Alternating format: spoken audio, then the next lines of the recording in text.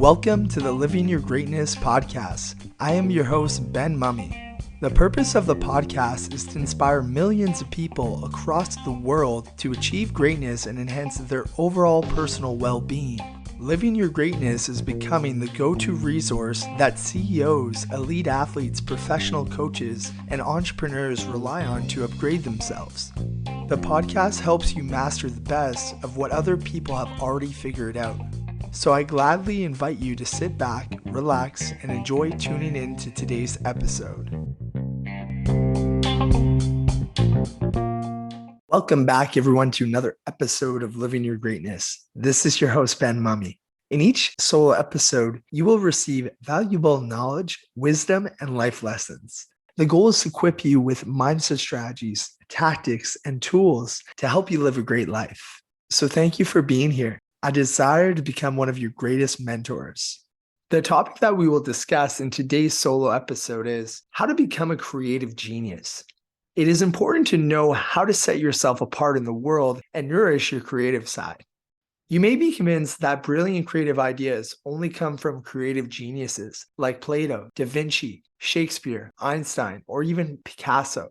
Many people think that creative abilities are fixed and can't be changed like our eye color. And it further leads to the conclusion that if they aren't currently creative, there's no way to increase their ability to come up with innovative ideas.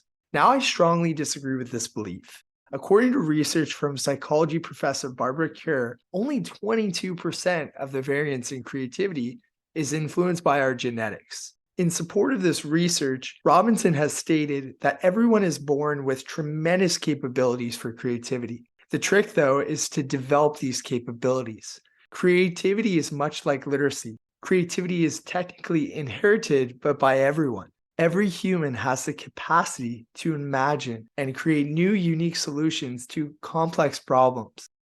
Without the belief that we can create something new and meaningful that offers particular value to our world, humans would never have invented stone tools, housing, technologies, art, culture, science, or anything else because we would have spent more time doing the same old things over and over again that we've always done before.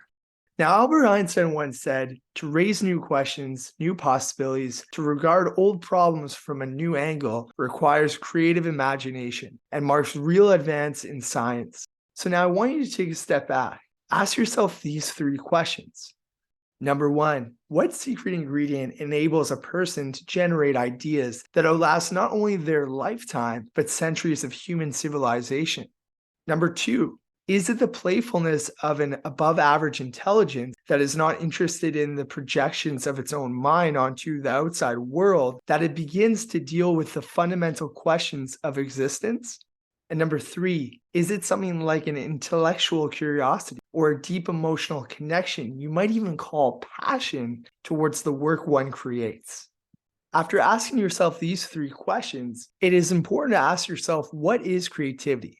So let's define it. Creativity can be the ability to make new things exist, generating ideas, alternatives, or possibilities that may be useful in solving problems, communicating with others, and even entertaining ourselves. It can be thought of as an ability to perceive the world in novel ways, unearth hidden problems, and generate solutions. Creativity includes a creative process of making new connections between old ideas or recognizing relationships between concepts. Thinking creatively doesn't mean that you have to start with nothing and then make something. Instead, you take building blocks that you already have and construct them in an original way. So this makes us to think now, what is the creative process to produce remarkable ideas? Although each creative idea should be different from the next, the creative process by which we get to a creative idea is generally the same. James Clear has written about James Webb Young, an advertising executive who published a technique for producing ideas, a short guide to being more creative. In it, Young lists 5 steps in which he believes the creative process occurs. So let's go through them. Number 1, gather new material. Figure out everything you need to know about this new project. Learn that material and how it relates to your task, and collect any other general information that you may find fascinating, even if it doesn't pertain to the project. Number 2, thoroughly work over the material in your mind. Take a look at what you've learned from step 1. Go over the materials and play around with fitting different ideas and facts together. Number 3, step away from the problem. Leave the materials, leave the ideas, and forget about the project at hand for a while. Maybe go get some exercise or do something else that energizes you. Number 4, let your idea return to you. Possibly when you least expect it, your idea will pop back in your mind. This time, it may look a little bit different. It may have a little bit more energy than it did before. Take this in to help shape the new idea even further. Number 5, shape and develop your idea based on feedback. Take that idea, develop it into something, and put it out into the world for reaction. There is a good chance that you will receive critical feedback, but it will help you shape your idea even more. So why does creativity matter? Developing creative sensibilities and habits enhances the quality of life for people. Opportunities for students to be creative during the years spent in school ultimately contributes to lives that are joyful, productive, meaningful, and abundant. Creativity also matters because of the intrinsic value of creative acts. And it matters because creative pursuits can enhance learning in other subject areas and support productive habits of lifelong learning. Further benefits of creative engagement include economic and health benefits to communities. Creativity promotes innovation and problem solving. Now, I want to share a quote with you. Albert Einstein once said, "Everyone is a genius, but if you judge a fish by its ability to climb a tree, it will live its whole life believing that it is stupid." This brings us to think, how do we become a creative genius? Now, that's a great question. The most creative minds of all time study their habits, develop our own healthy habits, and discuss the science of creativity. Here are 6 key lessons to help you become a creative genius. Number 1, keep a notebook handy to capture your ideas. Ideas are like in-laws. You never know when they're coming over to visit, but by keeping a journal around, you will always be able to capture your ideas at any time of the day.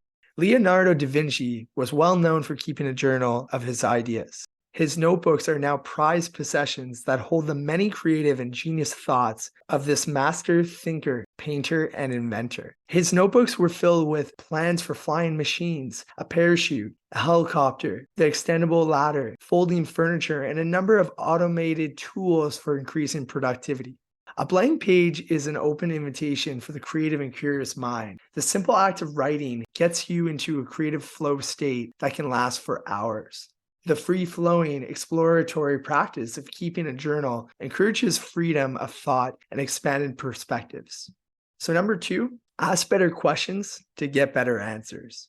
Breakthrough innovation requires creativity, and creativity requires that you think differently about the way you think. According to Harvard research, the number 1 skill that separates innovators from non-creative professionals is the ability to successfully connect unrelated questions, problems, or ideas from different fields. Questions are the root of all knowledge and creativity. By continuing to ask questions about the world around us, we fuel our creative fire. Great minds are those that have asked the greatest questions. Socrates asked such questions such as, what is wisdom? What is pity? What is beauty? Albert Einstein, as a young boy, asked himself, what would it be like to run beside a light beam at the speed of light? These are great questions. A number of inventions have been created by asking one simple question: what if? By asking questions, we increase our level of consciousness and our perspectives of the world. Number 3, be a voracious reader. Reading enhances our mental ability and lets you experience the world from a brand new perspective. When we read a book, we let go of our own perspectives and experience the world from the characters that have been crafted by the author. I have found in my own life that the more I read, the more I want to know. Reading becomes an addictable desire and an unquenchable thirst. If you are an auditory learner, you may learn better by hearing and listening. If that is the case, audiobooks and ebooks are useful tools to accommodate your learning style, so don't feel left out. Number 4, seek out new experiences. Our minds are like a garden. Without proper care, the weeds will take over.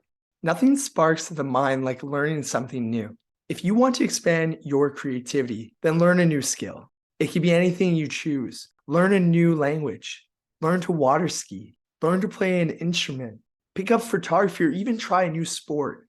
All these activities get your mind working outside of its regular patterns. Number 5, become a whole brain thinker.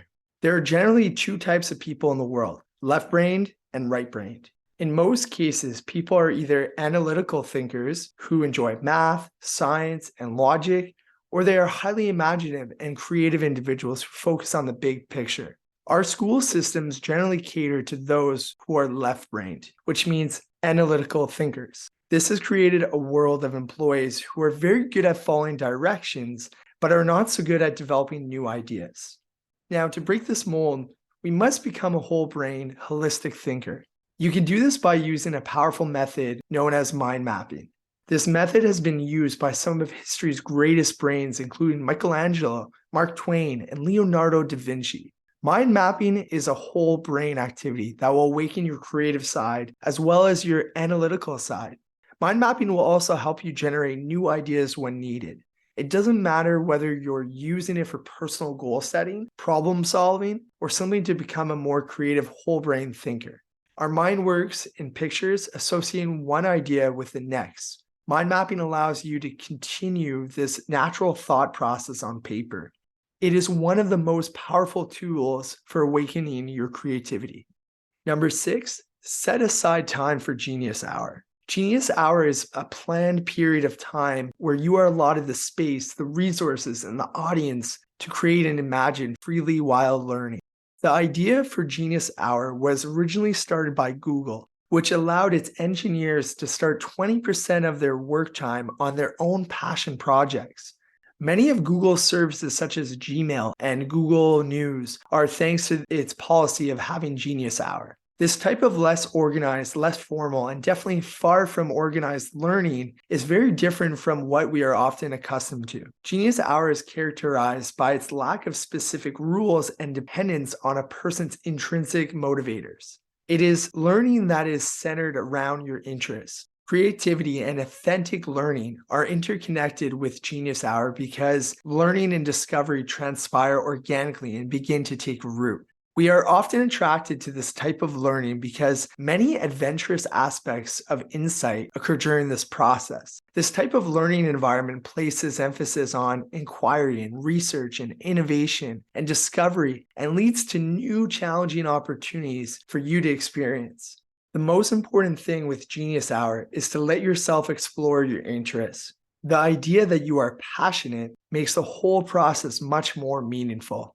So after hearing all this valuable information in today's episode, I want you to start now and I want you to take a shot at nourishing your creative genius. Finding your creative genius is not as hard as it sounds. Do the work, finish something, get feedback, find ways to improve, and show up again tomorrow. Repeat for 10 years or 20 or 30. And you will see after putting in all these reps over time, inspiration only reveals itself after perspiration. So I want to thank you again for being here today. I want to thank you for tuning into this episode and learning how you could unleash that creative genius of yours. And if you enjoy listening to my podcast, I encourage you to smash that subscribe button because by doing so, it will give you access to more episodes to come. So before signing off today, I want to take this last moment here to wish you to keep living your greatness. And most importantly, have a wonderful day. Much love. Ben. Thank you for listening to the Living Your Greatness podcast. If this show has added value, please subscribe, leave a rating, and make a review.